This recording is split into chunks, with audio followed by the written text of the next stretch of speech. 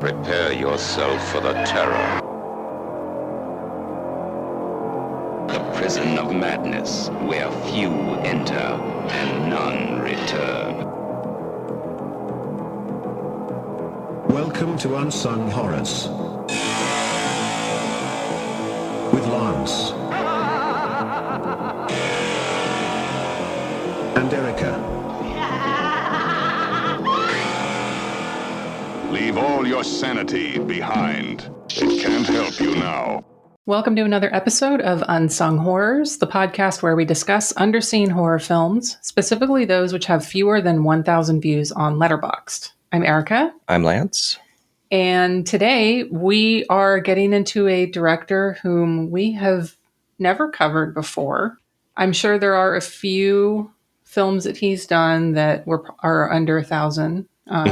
Mostly the TV films, and that's what we're going to be covering today, is one of those. We're going to be talking about The House of Lost Souls from 1989, aka La Casa delle Anime Erranti.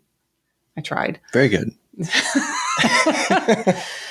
So this is in the Cauldron box set, Houses of Doom, along with 3 other films, which we'll talk about. And it currently has 718 views on Letterboxd. Now, if you don't have the box set, as of this recording, the movie is also on YouTube. I am bad at comparing versions. I know that the YouTube version was 5 minutes short. So just know that going in, you're going to be missing out on some stuff if you watch the YouTube version. We're going to be talking about the full version from the Cauldron box set. So House of Lost Souls is... This film in particular, it follows a group of young archaeologists, one psychic and a young boy who are on their way home when they are forced to stay at an old hotel in the mountains. Unbeknownst to them, the former owners would kill the guests in order to rob them, and now the ghosts of those victims haunt the hotel, as well as the hotel owner, serial killer guy. The group finds themselves unable to leave except for a quick trip to town and the cemetery to get some exposition, and one by one they fall victim to the ghost's wrath. As I mentioned, this is in the Cauldron Houses of Doom box set. I didn't bring the whole box set in me. Duh. All right, it's okay. It's one of 4 television films produced by Ray Italia in the late 80s for a series called La Casa Maledette, or Houses of Doom, which is the name of the box set. In the box set, there are 2 films by Lucio Fulci, The House of Clocks and The Sweet House of Horrors, and then 2 by Lenzi, this one and The House of Witchcraft. Now, none of these were aired because of the gore. I'm not sure why the producers were surprised given who they hired for this. Seriously, yeah. Even Umberto Lenzi, he even said he was wrong for the job because they wanted thrillers. And this is him and Fulci delivered what they knew. They know what to do. Yeah. I mean, I feel like Fulci's are definitely toned down from, they're certainly not the Gates of Hell trilogy by any means, but there is still some gore in there. And I don't know what they expected by hiring them for that. And I don't know. There's more sex in Fulci's than there is in Lenzi's. And I guess that's more, I don't know, accepted for Italian television back then. I think I read Lenzi's cut his out on purposefully because it was for television, but I think Fulci just didn't fucking care. Yeah, he was like, I got a job. So I'll cut the gore, but I cannot cut the sex scenes out. Yeah. So since they were never aired, these lived on bootlegs for years before getting released on physical media. I think in 2000 was the first time they were released in Italy, but now we have this box set with a lot of great features for the whole set. So hard recommend to pick these up. I mean, personally, this is just like my sort of comfort zone. Yeah. So I did want to talk briefly about the series before getting into cast and crew. And I want to read from Roberto Curti's Italian Gothic horror films, the 1980 to 1989 version. So one of the most interesting things to me that he said was originally the series was to comprise 6 titles to be directed by Fulci, Lenzi, and Lamberto Bava. But due to other working commitments, Bava was replaced by Marcello Avallone. Fulci approached the project enthusiastically and asked to substitute 2 of his own stories for the ones he had been assigned. And Lenzi did the same with one of his own invention, which was this film, La Casa delle Anime Errante. But a last-minute budget cut on the part of Ray Italia and Avallone's commitments had the series resized to 4 titles only. The 2 titles that were to be directed by Avallone. And this is where I'm like super bummed. It's like the what could have been. Yeah. The first one by Avallone was to be La Casa del Nano Deforme, the House of the Deformed Dwarf. Oh. Yeah. But it was retitled to La Casa dell'Amico de Chiore, the best friend's house, which, whatever. That sounds sweet. And the second one was La Casa delle Bambola con I Capelli. God, I suck at that's a long ass title. All right. The second one was La Casa delle Bambola con I Capelli che Creciono. Jesus Christ. That's a great dish. Yeah. The House of the Doll with Growing Hair. That sounds creepy. I know, right? So these 2 were left in the drawer. Quote, it's a real shame because the 2 films Marcello Avallone would direct were really good. Stropa recalled he was one of the script writers or one of the people working on the films. We had written those scripts with lots of passion and interest, trying to blend the fantastic and contemporary issues. In fact, La Casa del... I love these episodes when we do Italian and we try to pronounce it and we sound so anything that's American. Anything that's not American made, we're so just fucking terrible. Anyway, the dwarf one was written by me and Clarici, treated the issue of organ transplants in an original way. I mean, come on. Dude. I know. I mean, the script is still out there. Who's going to make it? Someone find it. Someone make it, please. Martino's still alive, right? He could do it. Yeah. So is Kotze. He could do it. I would love to see Kotze make the House of or the Lamberto. Give it to Bava. Like, give it to young Bava. I feel like I feel like I want an unhinged version of that. I don't know that Lamberto. That's true. Well, no, he's got a couple. Anyway, I digress. So one other thing I wanted to point out that was in Cody's book was about the setting. So he said, it is the story of 6 students on vacation who stop by an old abandoned hotel in the Alps where a massacre happened many years earlier. The ghosts of the victims still haunt the place where they seek revenge on the teenagers who find out they cannot leave the building. So despite the attempt at making a ghost story in an Italian setting, Lenzi bluntly described the result as, quote, downright crap, and complained that he hadn't found the right setting for the movie, which was shot in the region of Marche in central Italy with a fascist summer camp made to pass as an old hotel.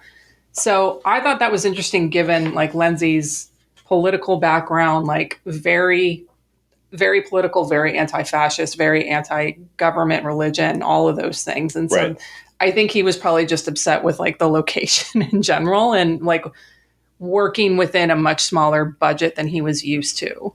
Yeah, that's what I think. The commentary I'd listened to on one of the commentaries on the House of Lost Souls, not the Sam Deegan one, the one with Rod Barnett and Adrian Smith. Oh yeah, they're great.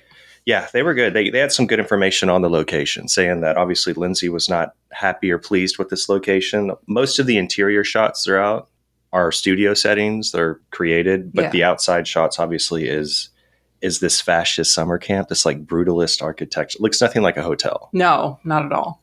But yeah, these things were constructed all over through the 20s and 40s, mainly to, to quote, improve the health and mind of the young teenagers in Italy, not only to like mold their political ideological views, but tuberculosis was like running rampant, and it was to pretty much keep the vitalogy of the Italian race safe in these young boys.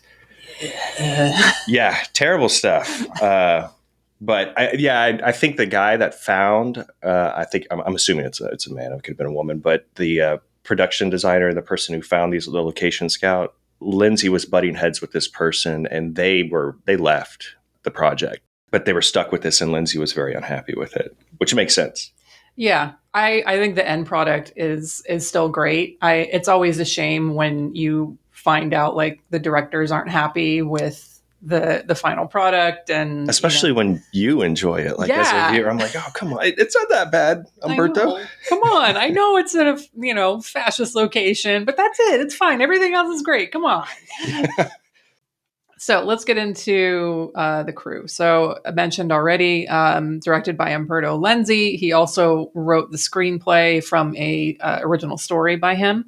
Lance, I'll have you pull up your letterbox here. What is your Lenzi percentage watched? Oh, let's see here. Okay. I'm at 20%. You need to pick it up, sir. I do. I've only watched, I've only logged 13 of his 65 on Letterboxd. I am at 41%. Well, hey. Look at me. Now, there's a few that I am saving for a rainy day, like Spasmo from 1974, which has, I think, the greatest poster ever. Personal favorites include Almost Human. I think one of the most unhinged, nihilistic Polizio Tecci movies out there. Thomas Milan is perfection in that. Cannibal Ferox, aka Make Them Die Slowly. Mm-hmm. John has the one sheet for this, and that one rarely comes down when we do our poster rotation. We have a few, the ones in here, they stay up because I'm lazy. But out in the living room area, that one stays up. Yeah, it's got the great little yellow splash on it. Banned in 31 countries. Yeah, it's a great poster. Yeah. Banger.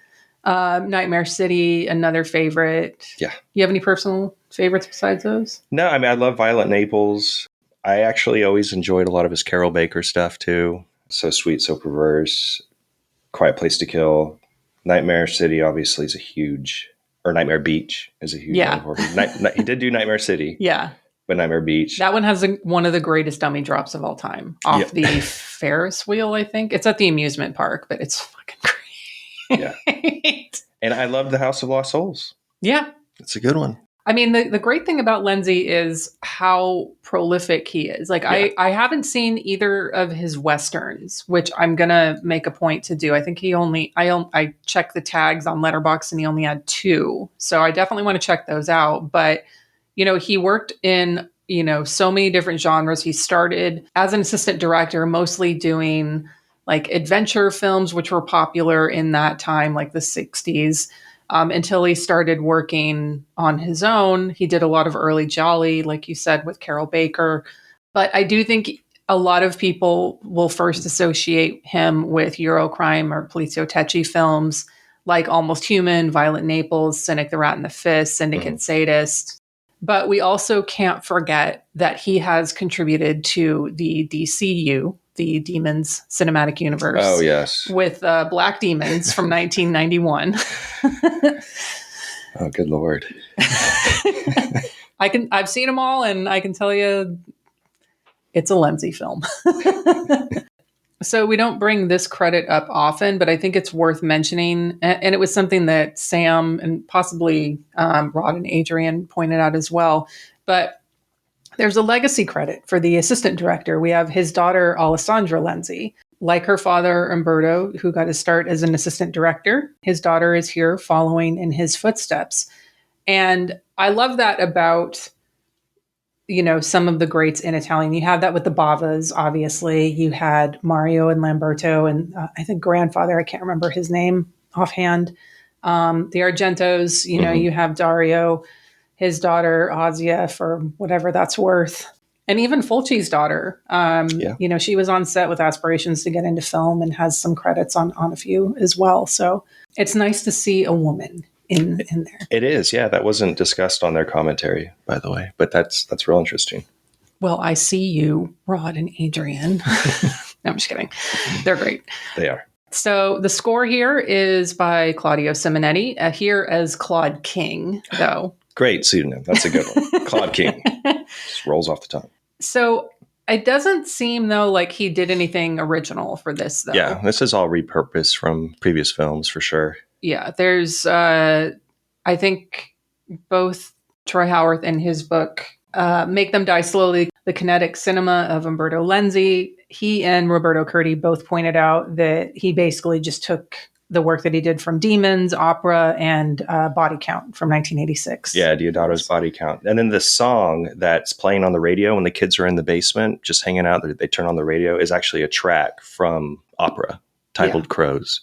Yeah, so all repurposed stuff. I don't know if it was like a cost issue or what, but it doesn't matter. It's great. Yeah, I mean, I would assume it was definitely a cost issue. Yeah.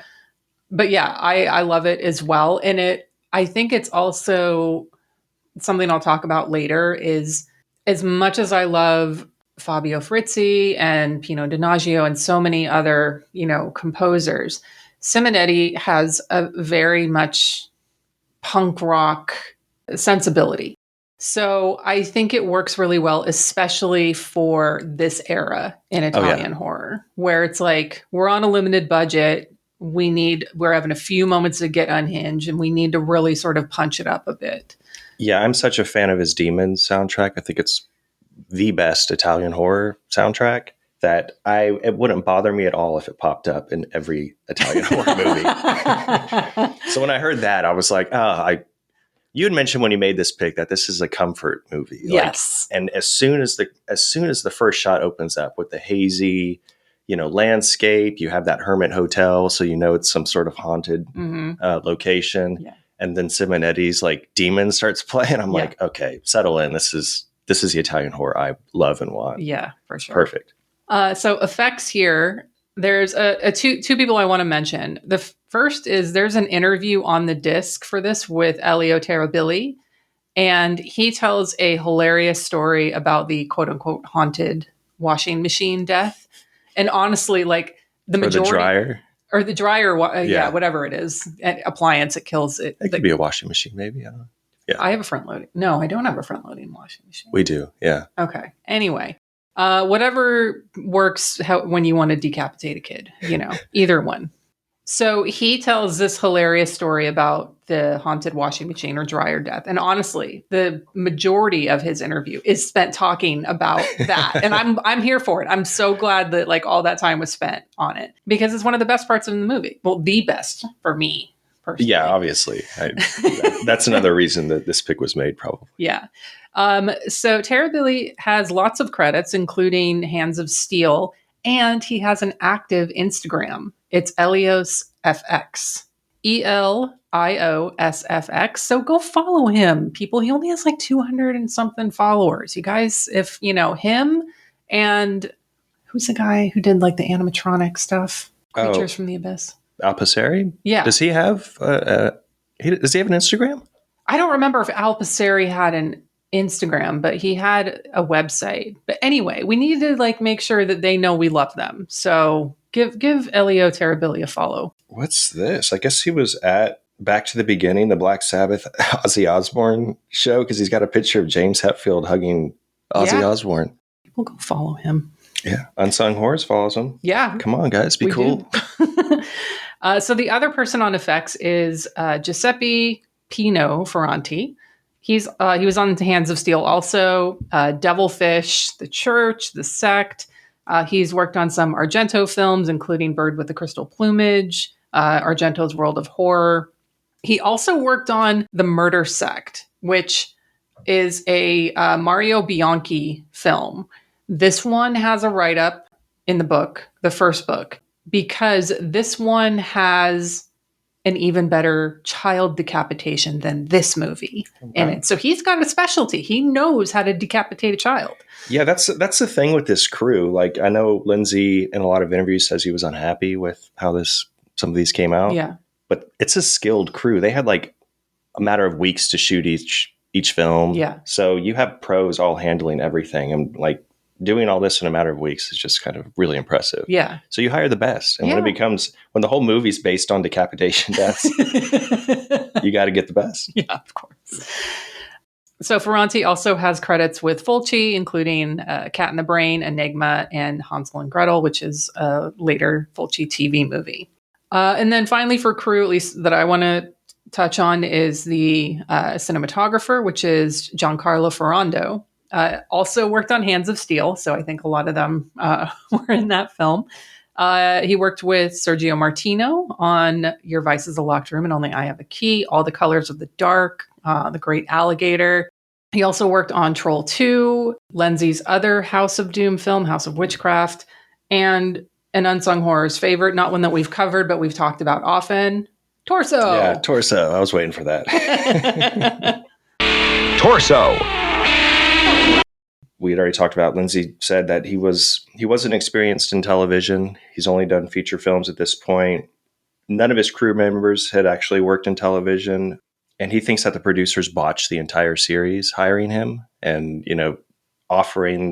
selling the series as a thriller, knowing what Fulci and Lenzi are, capable of. So the producers, we didn't cover them, but Lenzi's not happy with you. Yeah. Sorry, guys.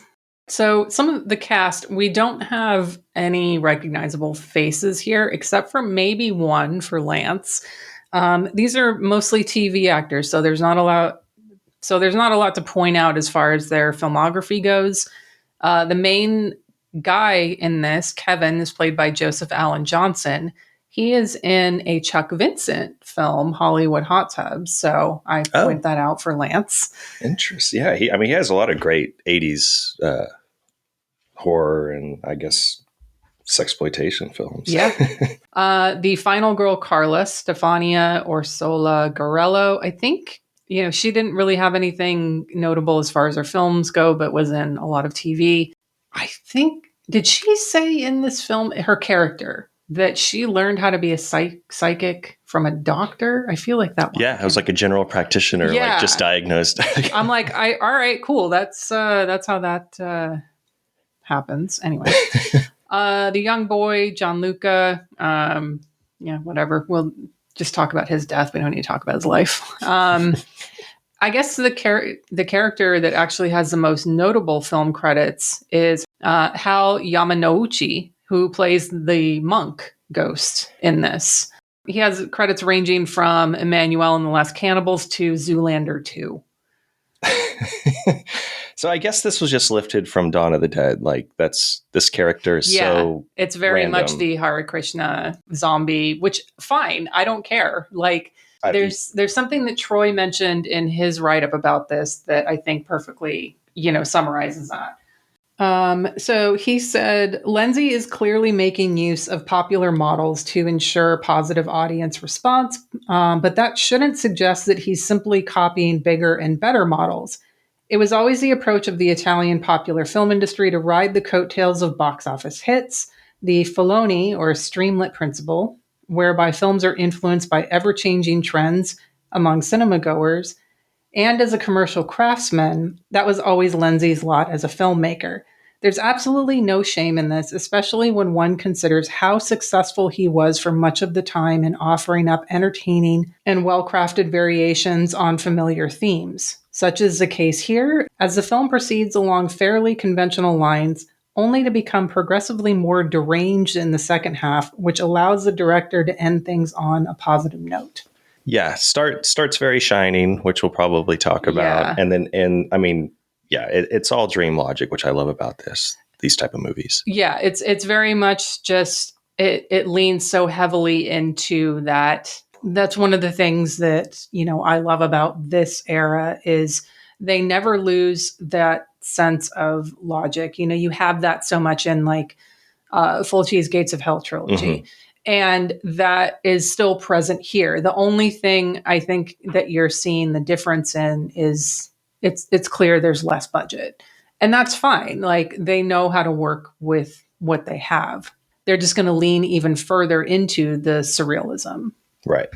I think what it also does, there's this other trend of earlier successful Italian horror films of being trapped in a location, usually isolated or sometimes not. Like in the case of Demons, they're still trapped inside, the threat's inside.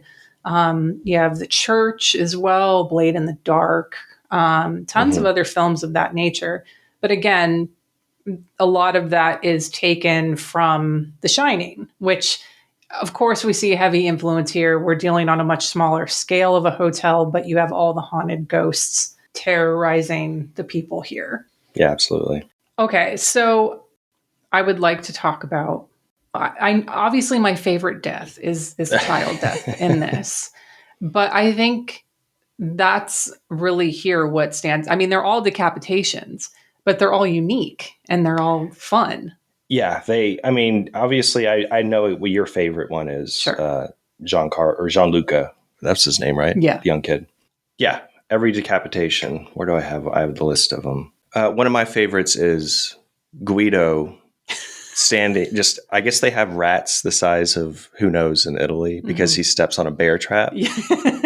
I mean, maybe the ghost laid that out or the proprietor did at some point, but yeah, getting stuck in the bear trap. And then is it a floating chainsaw or is it? I think it's attached to a table. So it's a table saw, but Okay. it's like stuck out. It's not on the table. It's like on the side of the table. Yeah. And it's like a huge chainsaw blade. Yeah. It's like very impressive. I love that. Mary's scene. And my absolutely favorite part of this movie is how she psychs out so many people with her silly head falling off.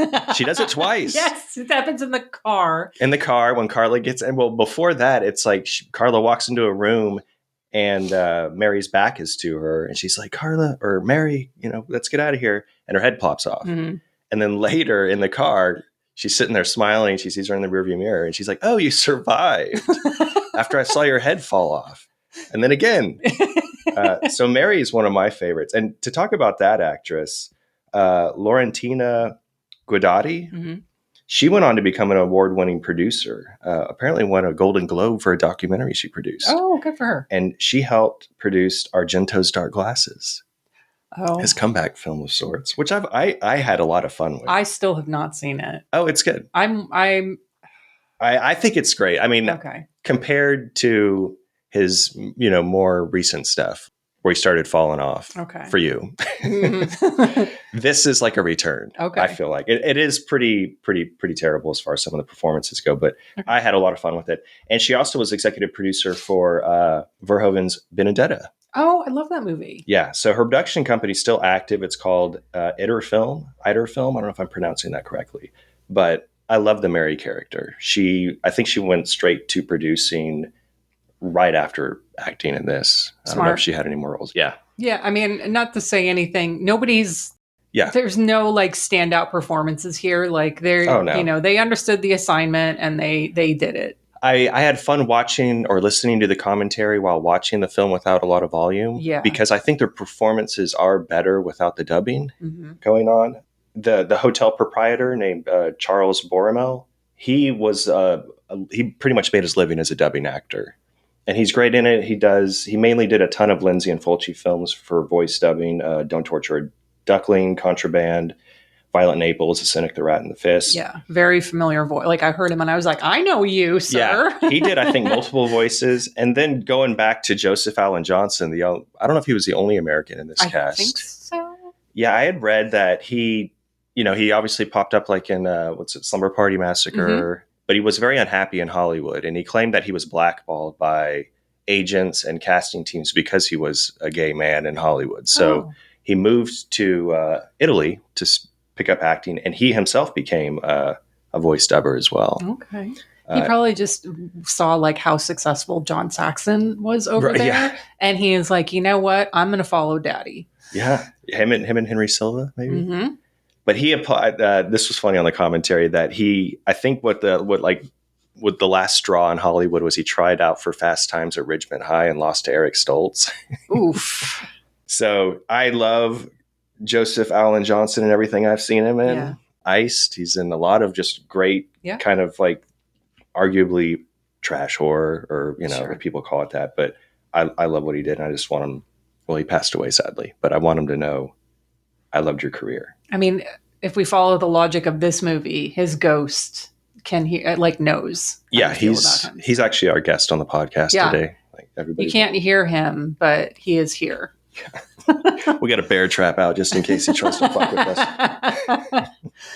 us. So other decapitations, there's the dumb waiter, which is fun. Yes. At the very end, you think like, okay, we've got maybe our final 3 survivors here. Like we know Carla's going to make it. Massimo was his name, where he's like, hey, let me go check it out. Slice. That's it. Loved it. I even love like I mean, they don't really show in the flashbacks. There is technically another child death in this, like the guy going at him with an axe. They don't show that child death, but just like the opening, sort of surreal, like the flashback dream where it's just sort of like peppered images and events happening that don't make any sense, like a monk taking an axe to a Buddha statue, the Yeah, super tarantulas effective. crawling, like another tarantula is another Italian horror movie staple, which, you know, you love to see it. What I think is the most terrifying moment is when Carla first, it's not, she has visions in the very beginning, but when she goes down, they're in the hotel at this point, she walks down and she sees a television set, and it shows that man with the axe and his dead wife, I think it is. I think so. And she is just terrifying looking. She's in the poster, right? Yeah, I think she is. She has that. I mean, her makeup's great with the black eyes and, looking kind of zombie-ish. Yeah. But yeah, all the flashbacks are super, super effective, especially the Buddha statue being destroyed with an axe and the brain kind of coming out. Yeah. Again, I'm like, okay, it's just some random Christian monk that stayed at this random the Hermit Hotel, and he's part of the storyline. Okay. Yeah. I mean, his name was, Asha. Yes. I pronounce it Asha because we named we had a golden lab named Asha. She was the best dog ever. R.I.P. Asha. Girl. The flashbacks, like, obviously in context of the overall plot makes sense, but I love their vagueness and just their haziness. And we've said it multiple times. It's just, checks all the boxes for a comfort movie. It's got Simonetti score that's just banging, even though it's from other movies, but it's already familiar. It's got that haziness. It's got, dumb people running around not knowing what they're doing. It's missing like having a good lead to sort of like you need like a Christopher George type character, right? From Gates of Hell, but like it's a TV movie. And so you have to like kind of temper your expectations as far as that goes. Like it's, Yeah, you're right. There is no real, because Carla is essentially the lead. She's the protagonist, and she's, I think, one of the most boring characters in the whole movie. Yeah, she should have been decapitated. But there's so many great dubbed lines, the dialogue, the exaggerated reactions of everybody in this. Yeah. They're like overly just happy in the beginning, which is great because it sets up like, okay, it's a good way for us to watch these people suffer and die, because they're obviously very happy with life. They're young. But then they also whine in the most exaggerated way, like they're going to die any minute because it's so cold outside. Or when they show up at the hotel and they're pleading for their life to let the proprietor to let them in. Yeah. And they laugh at the stupidest jokes. And they're all the lines delivered by the young boy. What do we have here? Oh, we could be stuffing our faces with bananas and coconuts right now, right? And everybody starts laughing like they could be on vacation. Or a hamburger slathered with pickles, mayo, and ketchup. Oh, what a meal, kids. Aha. It's like, this is so dreamlike. And that's what I love about it. It's because it's so absurd. You have that one character. What was his name? It's Guido, who's using a sledgehammer to destroy chairs and stuff outside. Like, there's nothing realistic about this movie, which I love. Yeah. Those lines that the kid is saying, I always forget, what's his name again? Gianluca. Those lines Gianluca is saying, like, those are things that I would hear in a dream kind of thing. Like, it's just that sort of, and I know obviously there's, a translation type, situation happening, but that is what adds to it as well. Just like this dubbing with these ridiculous lines that make zero sense. It adds just another layer to it that I fucking love this stuff. And what's great about this too is like, I love Sam's commentary because it was like this perfect balance of, giving some historical context about the film and some background about the cast and crew and all of that. But also just like saying, this is what's so great about these movies. And people who hate on these, especially people who are fans of 70s, 80s Italian, early 80s Italian horror, that are just shitting on stuff like this, like, oh, it's trash, it's cheap, it's whatever. No, it has all the same things. It's just on a much lower budget. And it serves as very much a comfort movie because it still has all of that. And there's plenty to love about it.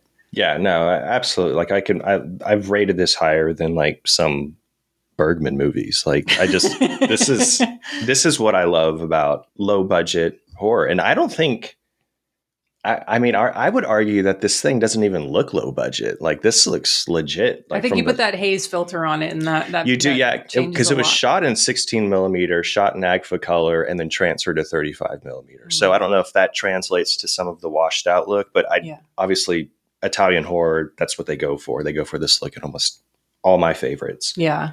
So yeah, you could see the budget and some of like the production and the money spent, and like if you want to dive into like we just did with the Simonetti score being recycled and repurposed, but it just all works. And to me, I'm like, play this on a big screen. Like this deserves to be displayed. This would be, okay. I just had an idea. So volume 2, obviously, like Laird had said, like, oh, you do volume 2, you can come back for a weird Wednesday. Maybe this one would be great for I don't know, but I love this movie. I hope you guys did too.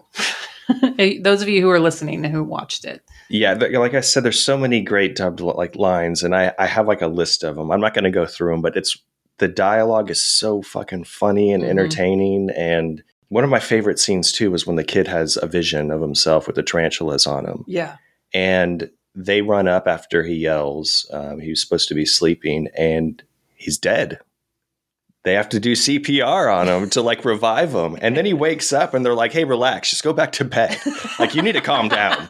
Just go back to sleep. All right. You almost died last time you fell asleep, but give this kid a sedative. You know, it's just, it's so much fun. Yeah. I love it.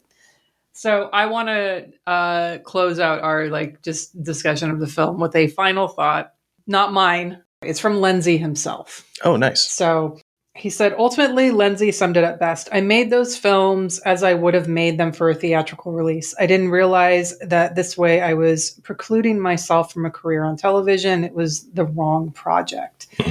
So again, like getting back to, we talked about it earlier, Lenzi just doesn't feel like he was right for this. He doesn't like the final project. But I think, if he were still with us and he would see just sort of like this box set and us talking about it, maybe he can hear us too. We didn't invite him, his ghost. Sorry. I didn't think I could get him. Yeah, he's a hard get. Yeah. He's a busy guy. So I feel like he might even give it a reappraisal himself and be able to look at it and be like, yeah, you know what? That wasn't so bad. So I hope that from beyond the grave, he maybe understands that this is a great movie. Yeah. It's not Almost Human. It's not Cannibal Ferox. It's nothing at that level. But for what it is, a television movie as part of a series, it's fucking great. It is. Yeah. And I think I would hope he'd appreciate that so many people that are watching this film are just having fun. It's like a romantic dinner, eating your favorite food. Yes. It's like, it's fun with, you can do it with a group of people. You can do it alone. Either way, it's just like a candlelit romantic dinner for us, for people like us, where you just love it. Yeah. There's a lot of people who bought this box set are watching these for the first time. I saw Adam watched it and gave it a review, and like he loved it. He gave it 4 stars. He made some joke about like, what are you waiting for? Yeah. So it's cute. But yeah, I love this movie. Double feature picks? Yeah. I think obviously any of the other House of Doom films would fit in. I think The Shining would work too. Mm-hmm. But I kept thinking, if I watched House of the Lost Souls in a packed theater, high as fuck, it'd be a 4.5 star rating viewing experience. Mm-hmm. I had such a fun time watching it that I continuously was reminded of one of the best viewing experiences I've ever had in a theater. This was a few years ago. And I was watching Ruben Galindo Jr.'s Don't Panic from 1988. Okay. Like House of Souls, I mean, it's all dream logic. It's hazy. It's completely absurd. It consists of a cast that a lot of people would, openly mock or make fun of the entire time. But I think it's fucking brilliant. Yeah, like I said, it's one of the best times I've ever had in a theater, watching it for Terror Tuesday. Joe Ziemba programmed it and introduced it. I was, like I prefaced, I was very high. I was just having the best experience ever. There was so much joy and laughter filling the theater that I think House of Souls deserves that type of treatment. Yeah. So I would smoke a huge bowl a J, take an edible, whatever your cup of tea is to put your mind in a silly state. Watch Don't Panic first. Okay. Smoke another big bowl. Oh, or wow. whatever. You're going for it. Yeah. And then you pop on Lost to Souls. And I guarantee you'll wake up the next morning thinking, I wish every day could be like last night. Don't Panic. That's great. At House of Lost Souls. What about yours? I would add to your double feature that you should do this in the dinosaur pajamas. Oh, yes. You got to be comfortable while you're watching these. If you're not, if you have to wear clothes, that's what you put on. So yeah, my double feature pick, obviously, like you mentioned, The Shining, The Beyond would be great too. Another haunted hotel, because of that sort of teenagers trapped in one place that's haunted. I think The Evil Dead would work really well with it.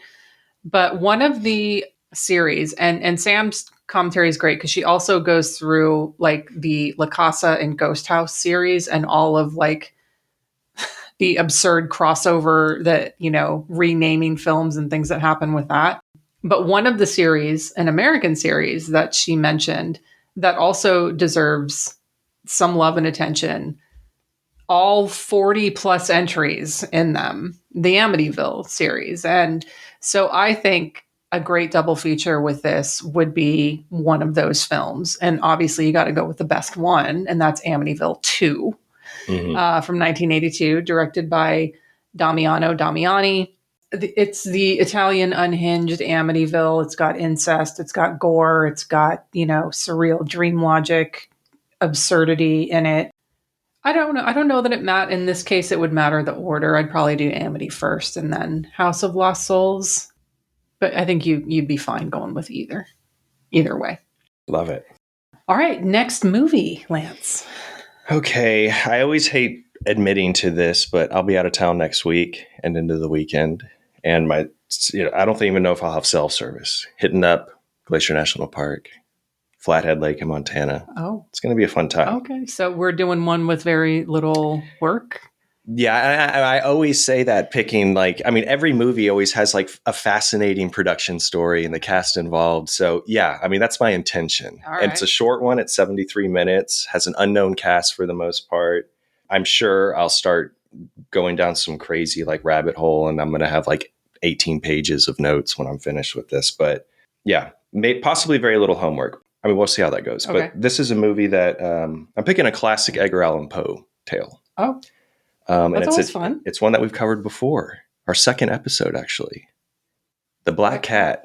Yes. Oh, okay. We're doing another Black Cat. We're doing another Black Cat. This one is from 1966.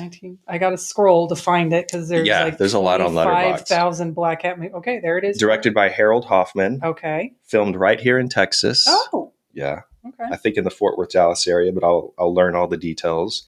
And most listeners know the story of Poe's Black Cat, so I don't really need to share a summary. But this is a black and white swinging 60s rendition of this story. It does go to some dark places in surprising ways, especially for the 60s.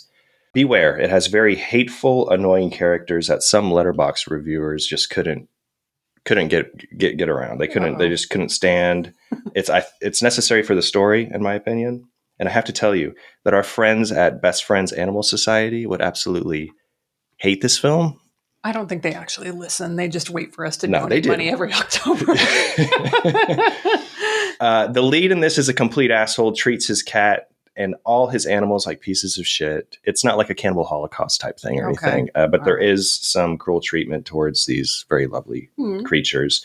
But this is a tale of karma, so obviously we have fun to watch it all unravel.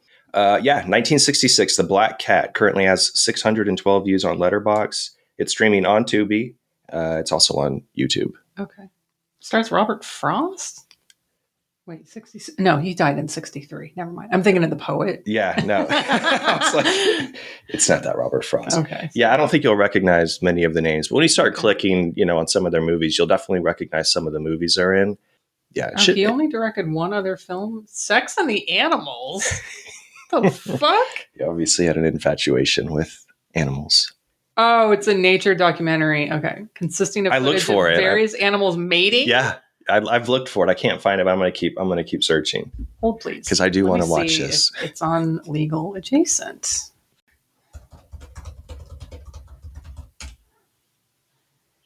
It is on Legal Adjacent. Oh, dude. So we will, I will find a way to procure this and share it in our Discord in case any of our listeners are curious. If you want to watch 96 minutes of animals fucking, that's all we're going to talk about this episode. All right. So next episode, we're going to be talking about animals fucking and the Black Cat from 1966. If you're not already, you can follow this podcast on Instagram. We are also on YouTube. We've been getting more subscribers there, so thank you for that, folks. I'm on Letterboxd and Instagram at Hex Massacre. I'm on Letterboxd and Instagram at El Schibi. Thanks, everyone, for listening. We'll see you back next episode. Bye. Bye.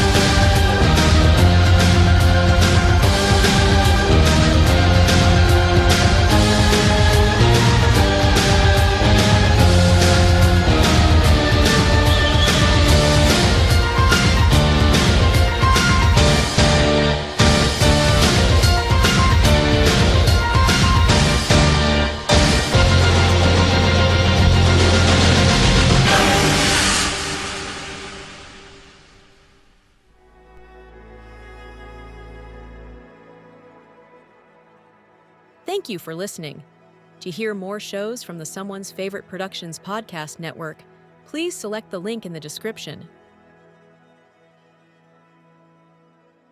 I am Adam Lundy, co-host of They Live by Film, a podcast dedicated to bringing you film discussion and interviews from around the world. Every week, my co-hosts Chris Haskell, Zach Bryant and I discuss a wide range of films, from monumental classics like Vertigo and The Rules of the Game, to the craziest, schlockiest movies ever made like Deathbed and everything in between. We are also lucky enough to have sat down with some of the biggest players in the boutique Blu-ray and film restoration game. If this is your thing, then come hang out with us every Thursday at 7 PM Eastern, wherever you normally stream your podcasts, and now as part of the Someone's Favorite Productions podcast network.